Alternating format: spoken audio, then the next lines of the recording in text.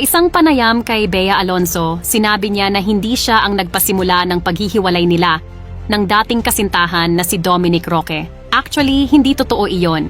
Hindi ako ang nakipag-break, sabi ni Bea, upang itama ang maling akala ng ilang netizens na siya ang nagpasimula ng kanilang hiwalayan. Ayon kay Bea, naging maayos ang kanilang paghihiwalay at ayaw na niyang pag-usapan pa ito upang magbigay galang at panatilihin ang magagandang alaala nila ng kanyang dating kasintahan. Iwan na lang natin ito sa nakaraan dahil maayos naman ang aming paghihiwalay. Okay naman kami. Sa tingin ko, hindi magiging tahimik sa amin at sa kanya kung patuloy pa nating pag-usapan ito.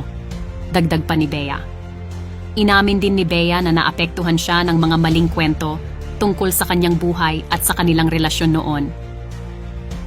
Kapag dumadaan ka sa isang mahirap na sitwasyon sa buhay mo, at may ibang tao na nagkukuwento nito ng iba, napakasakit nito lalo na kung malayo ito sa katotohanan, sabi ng aktres. Narito ang ilang comment ng ating mga kababayan.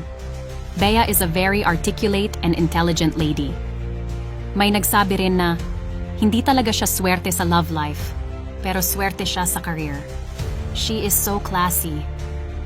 Kayo guys, naniniwala ba kayo na hindi siya yung nakipaghiwalay? I-comment ang inyong sagot.